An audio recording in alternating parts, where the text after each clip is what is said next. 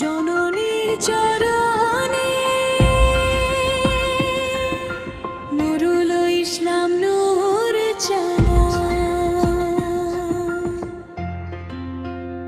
অনাদিকালে এক শাশ্বত ক্যানভাসে আঁকা আমারে জননী, যারা চলে মিশে আছে জলতালে স্নিগ্ধ ছায়া।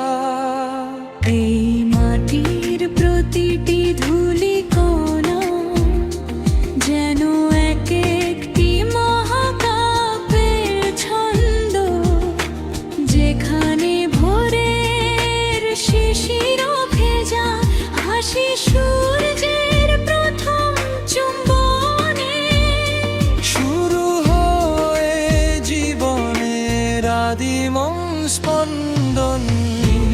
এখানে কেবল জলধারা নয়, বরং মাটির শরীরের মধ্য দিয়ে বয়ে চলা এক অবিনাশী সুর। কখনো তা ভক্তটির মতো মমতাময়ী,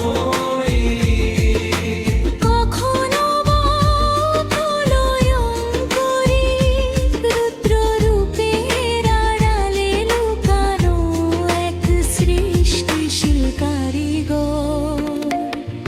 পলি মাটির সোদা ঘানে যখন বাতাস ভারী হয়ে আসে, তখন মনে হয় পূর্বপুরুষের দীর্ঘশ্বাস আর আগামীর সোনালি স্বপ্ন মিলে মিশে একাকার হয়ে আছে এই চরাচরে। শরতের কাশবনে যখন দোলা লাগে, তখন মেহেদের লুকোচুরি খেলায়। আকাশ যেন তার নীল শাড়িটা ধরনীর বুকে লুটিয়ে দিয়ে এক মায়াবী নিস্তব্ধতা উপহার দে। আবার বর্ষার ঘন কালো মেঘে যখন মেঘমেলার রাগিনী বাজে, কদম আর কেয়ার সুগন্ধে ধুয়ে যায় তপ্ত হৃদয়ের সকল তৃষ্ণা। তখনই স্বর্গের এই রূপ যেন কোনো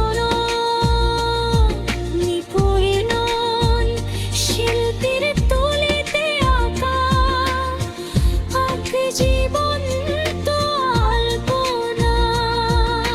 হাজার বছরের ইতিহাস আর ওই তীর ছেড়ে সোপানে দাঁড়িয়ে আমি মুগ্ধ হয়ে দেখি আমার রুভে আর নেকে। পাহাড়ের মেঘালে খেতে সাগরের নীল নির্জনতা, সবই যেন এক ঐশ্বরিক মায়ের বাঁধন, যা ছিন্ন করা অসাধ্য। মিঠো পথের বাঁকে বাঁকে শোনা যায় উদাস করা বাঁশির সুর। আর ফসলের মাঠে বাতাসের ঢেউয়ে খেলে যায় আগামীর সমৃদ্ধির বারতা। এই মাটি কেবল এক খণ্ড ভূখণ্ড নয়, এ যে প্রাণের স্পন্দন। নিঃশ্বাস আর বিশ্বাসের এক অবিচ্ছেদ্য সলয়।